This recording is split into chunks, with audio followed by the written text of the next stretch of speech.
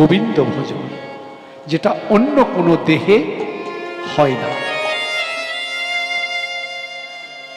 মানুষ জন্মে হয়।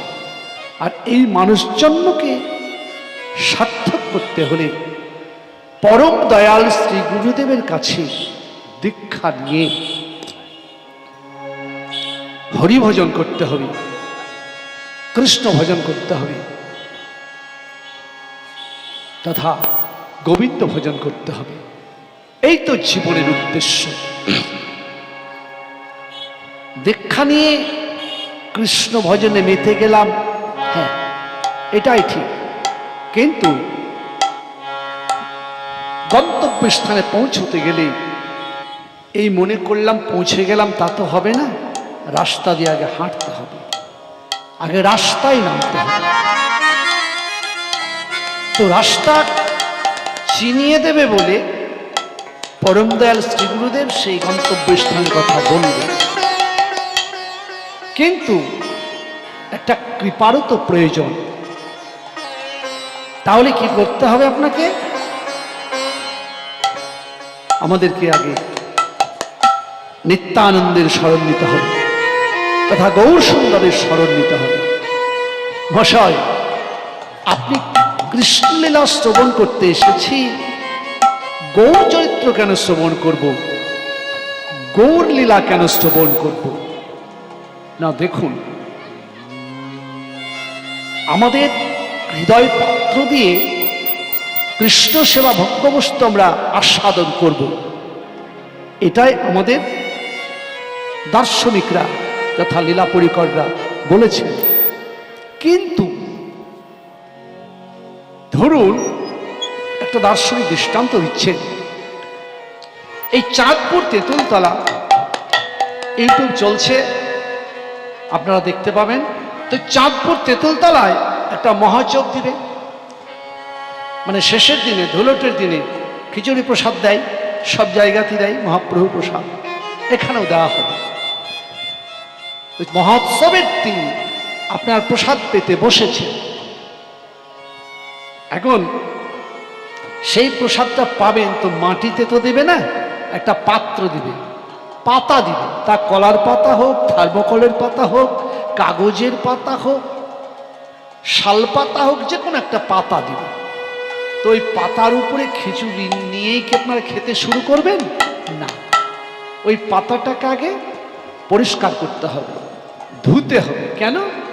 কোন গোডাউনে ছিল, এখন ইঁদুর বাদুর, আরশোলা, টিকটিকি, ছাটপোকা ইত্যাদিতে মলমূত্র ত্যাগ করেছে।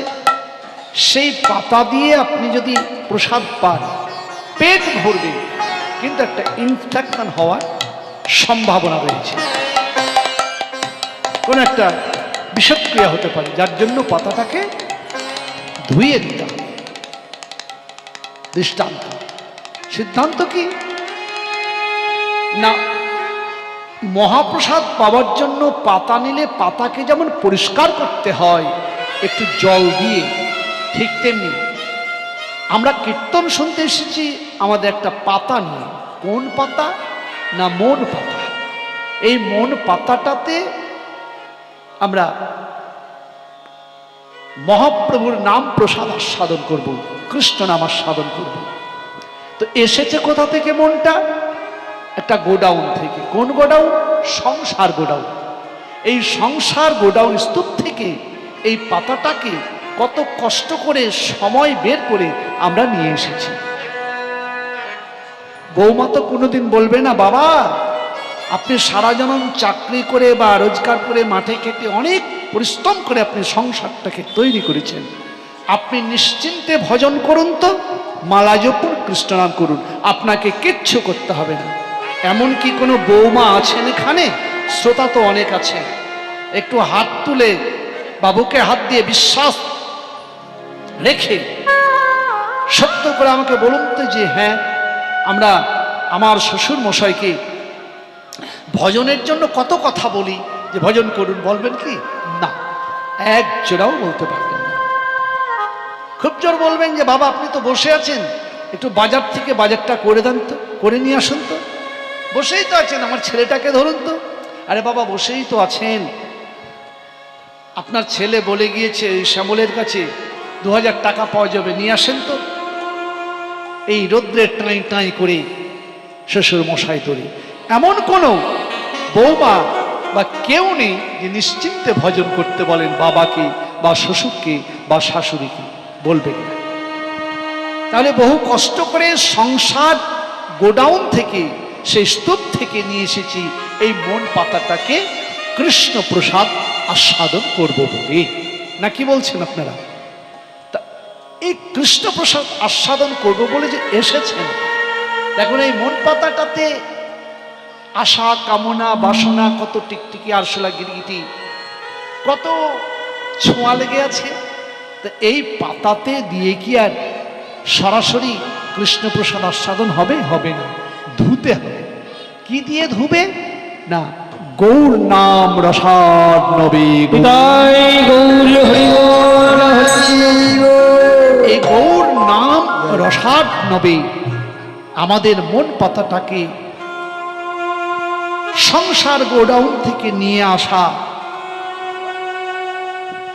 আশা কামনা বাসনার ছোঁয়া লাগা এই মনটাকে গৌর নাম রসাদ নবী পরিষ্কার করে নিয়ে শুদ্ধ কৃষ্ণ প্রেম ভজন গৌর নাম আস্বাদন করতে হবে। কৃষ্ণ ভজন বা কৃষ্ণ নাম আমরা আস্বাদন করব। তাই গৌর সুন্দর কি করছেন?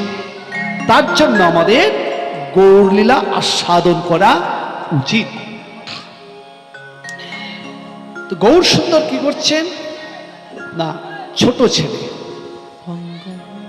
হামাগুড়ি দিয়ে মায়ের সামনে খেলাধুলা করছেন। আমাদের যেমন নাতিপুতি ছেলে মেয়েরা খেলা করে, ঠিক ওই ধরনের কৃষ্ণের যতটুকু খেলা সর্বোত্তম নরলীলা, নরবপু তাহার স্বরূপ। কৃষ্ণের গৌরের খেলাটা মানুষের মতোই। তাই গৌর সুন্দর লালে ঝড়ো ঝড়ো মুখ দেখিতে সুন্দর পাকা বিম্ব ফল। বিম্ব মানে বিম্ব ফল চেনেন? চেনেন না তো? বিম্ব ফল তেলাকুচা ফলকে বলা হয়েছে বিম্ব ফল। পাকা বিম্ব ফল শরতের ছোঁয়া লেগে তেলাকুচা ফল যখন পাকে তখন শিশির বিন্দু পড়ে, আর ভোরের সূর্যতে, সকালের সূর্যতে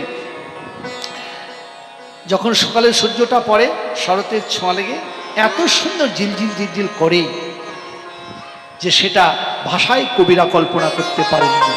তাই পাকা বিম্ব ফলে যিনি সুরঙ্গ অধর অঙ্গ ধৌগলায়া শোভে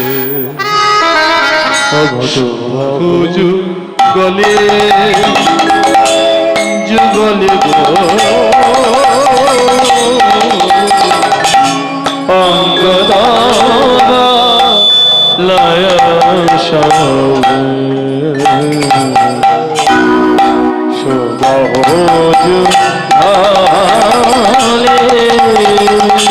ওই অঙ্গ গবলয়া শোভে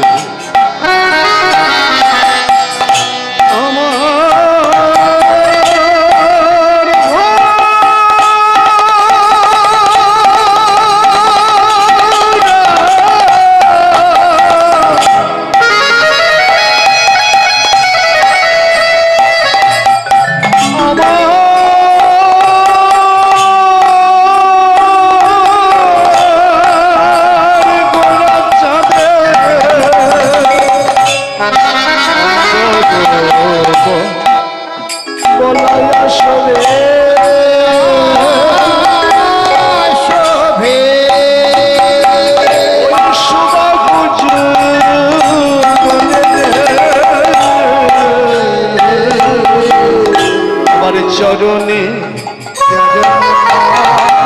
আমার গোজার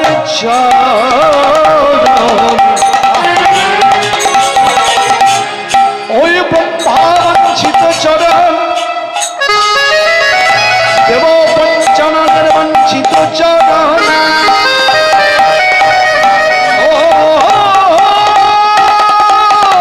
বিষ্ণু চরণ ধৌত করিনি বঞ্চিত চরণ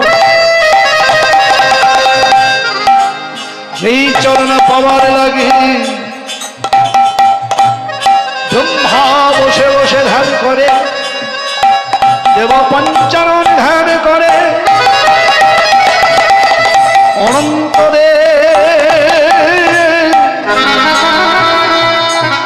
বিছানা করে দিয়ে বসে বসে ধ্যান করে, ধ্যান করে। সেই ব্রহ্মাবাঞ্ছিত চরণ সেই ঘোড়ার চরণে চরণে মগরা খাডু और चरणे गोरा खाडू চরণে মগরা খাডু और पाग नखो गले চরণে মগরা খাডু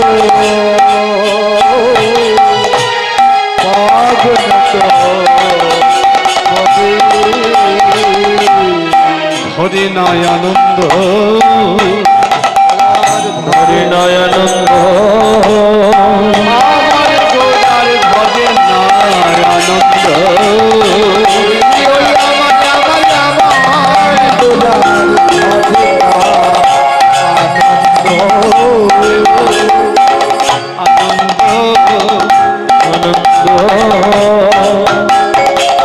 আমার গোড়া চাঁদের ধরে নয়ানন্দ আমার গড়া চাঁদের ধরে নয়ানন্দ আমার গোড়া চাঁদের আজ সচির আঙিনার মাঝে আমার গোড়া আর সচির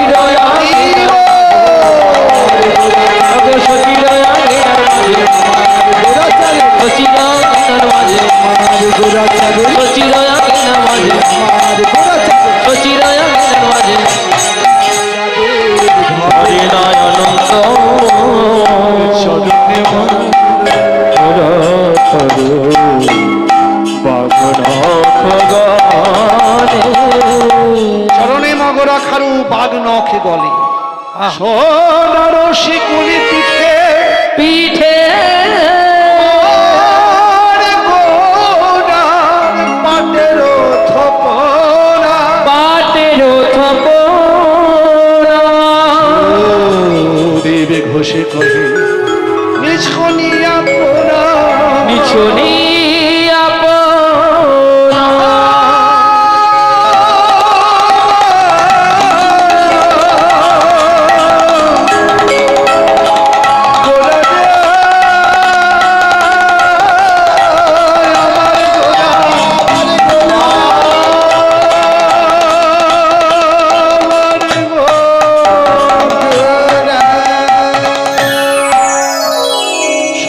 শিকুলি পিঠে পাটের থোপনা বাসুদেব হেসে কহে নিছনি আপনা আমি জন্মের মতো বিকায়ে গেলাম জন্মের মতো বিকায়ে গেলাম বাসুদেব ঘোষ এক পাশে দাঁড়িয়ে বলেছে ওকে গৌড়ে খনি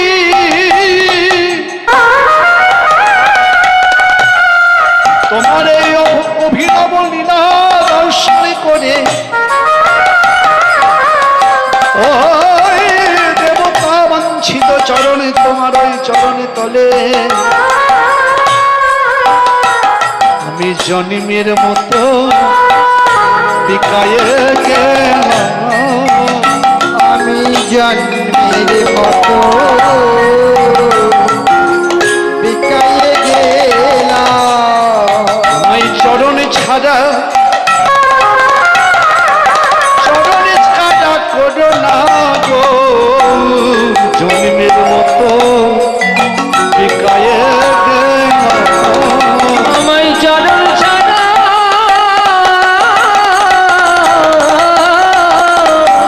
করো না গো তুমি যে পতিতে পাবো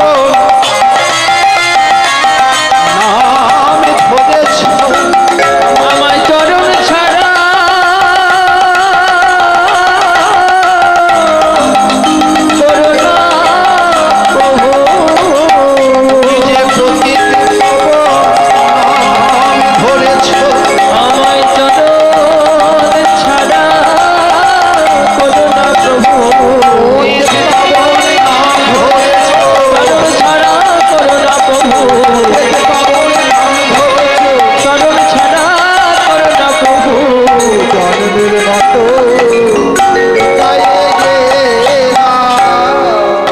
হে পতিত পাবন গৌর হরি, তুমি পতিত পাবন নাম ধরেছ, আমার মতো পতিত তুমি পাবে না। তুমি তো পতিতকে উদ্ধার করতে এসেছ, পুণ্যবানকে উদ্ধার করতে আসনি। যাদের পুণ্য আছে তারা তো এমনিতেই গোবিন্দ চরণ পাবে, তোমার চরণ পাবে, স্বেচ্ছায় বৈকুণ্ঠে যাবে। কিন্তু যারা পাপী তাপী তাদেরকে তুমি উদ্ধার করতে এসেছ। জগাই মাথায় পাপী ছিল, তারা হরি নামে উদ্ধার করো। উদ্ধারিল ওই চাপালে গোপাল পাপী ছিল, সেও তো তোমার চরণ কৃপায় উদ্ধার হলো। উদ্ধার হলো। আমি হচ্ছি পতিত, আর তুমি পতিত পাবো, আমার সমান তুমি পতিত পাবে না। এখন একটু জেনে নিই পতিত সংশ্লিষ্ট উদাহরণটা। পতিত কাকে বলে? পতিত তত্ত্বটা কি? আমাদের পতিত তত্ত্বটা একটু জেনে নিই। পতিত মানে পাপী। আরে সারা জনম পতিত হয়ে থেকে গেলি, একটু কৃষ্ণ নাম করলি না? গ্রামে গুরুদেব এসেছে, তার কাছে দীক্ষা শিক্ষা নিয়ে অন্তত একটু কৃষ্ণ নাম কর, উদ্ধার হওয়ার চেষ্টা কর। পতিত হয়ে থাকিস না। তা পতিত মানে পাপী, তাই তো নাকি?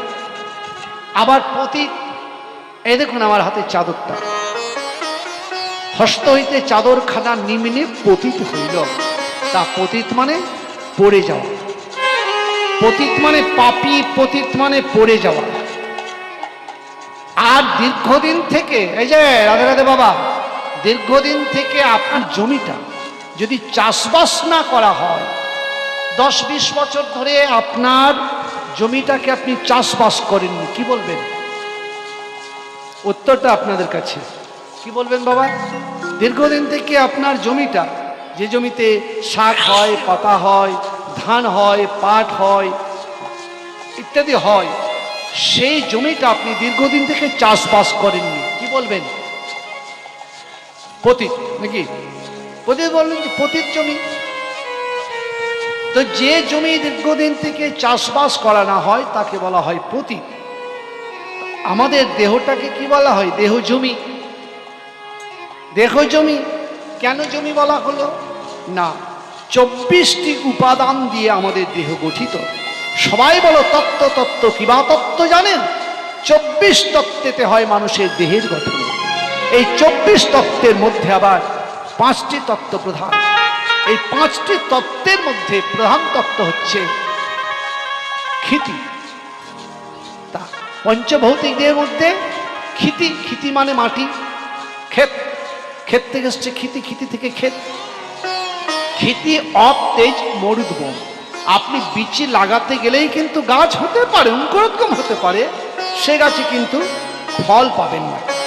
ছোলা লাগালেন, অঙ্কুরোদ্গম হলো, কিন্তু ছোলা থেকে আপনি মুড় যে পাবেন, ছোলা যে পাবেন, এটা কিন্তু নয়।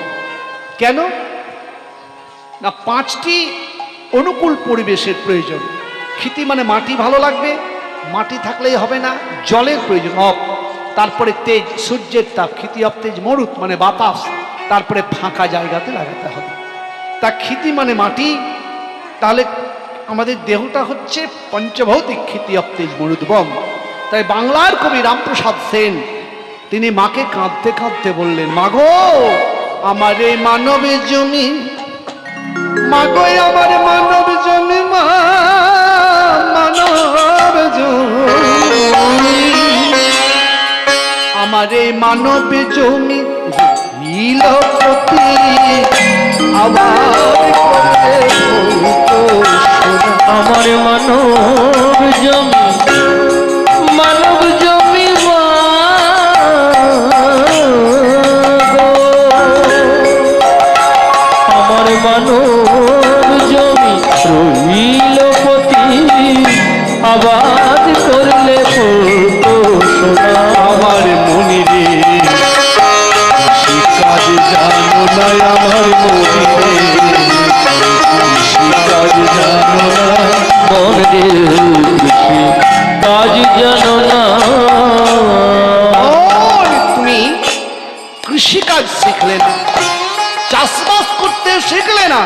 তোমার মানব জমিটা দীর্ঘদিন থেকে পতিত হয়ে থেকে নষ্ট হয়ে গেল। তাহলে এই জমিতে যদি চাষবাস করতে, বীজ লাগাতে, সোনার ফসল ধরত। কি দিয়ে চাষ করতে হবে? কৃষ্ণ কর্ষিত লাঙল দিয়ে। শিখিয়ে দেবে কে? পরম দয়াল শ্রী গুরুদেব। বীজ কোথায় পাওয়া যাবে? পরম দয়াল শ্রী গুরুদেবের কাছে। কোন বীজ? কৃষ্ণ নাম মহামন্ত্র।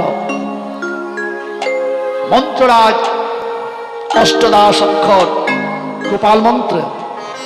বীজ নিয়ে সেই বীজটা যদি আপনি মনের সুখে চাষ করতেন, মানে যথা নিয়মে পরম দয়াল শ্রী গুরুদেবের কথা মতো যদি কাজ করতেন, তাহলে পরমে দয়াল শ্রী গুরুদেব মা যে বীজ দিলেন কানে কানে, আর পরম দয়াল শ্রী গুরুদেব মা যে বীজ দিলেন কানে কানে,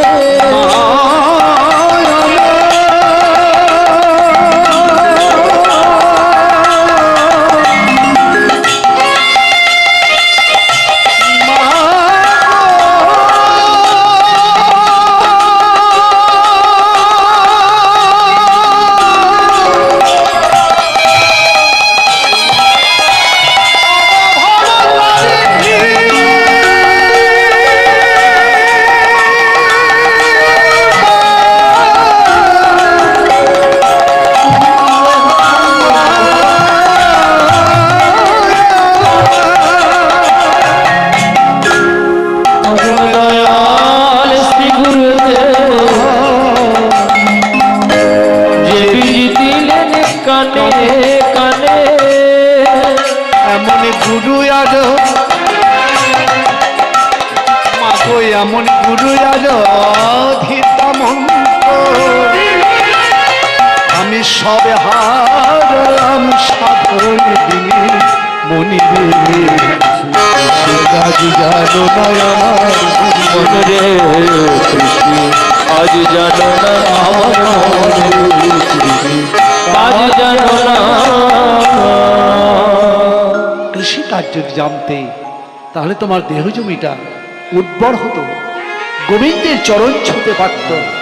আর গোবিন্দের চরণে যদি কোনো জীব একবার যেতে পারে, শাস্ত্র বলছেন ত্যক্তা দেহং পুনর্জন্ম নৈতি মামিতি সহর্জুন। হে অর্জুন, তুমি জেনে নাও আর জগতের জীবকে জানিয়ে দাও, এই কীর্তনের ছলে জগতের জীবকে জানিয়ে দাও যে জন্ম কর্ম চমে দিব্যম এবং যো ব্যক্তি তত্ত্বতা ত্যক্তা দেহং পুনর্জন্ম নৈতি মামিতি সহর্জুন। অনন্ত কোটি বিশ্ব ব্রহ্মাণ্ড পরিভ্রমণ করতে করতে, 84 লক্ষ জনে ভ্রমণ করতে করতে, সাধু গুরু বৈষ্ণবের কৃপা পেয়ে একবার জীব যদি কৃষ্ণ ভজনের স্পৃহা জাগে, জীবের যদি একবার কৃষ্ণ স্পৃহা জাগে, ভজন করার লালসা জাগে, উদ্বেগ জাগে, উৎকণ্ঠা জাগে, লোভ জন্মে, তাহলে সে কৃষ্ণ ভজনে ব্রতী হয়। আর কৃষ্ণ ভজন করতে করতে তথা আমার ভজন করতে করতে ভক্তের কৃপায়, গুরুদেবের কৃপায়, সাধুগণের কৃপায় একদিন আমার চরণে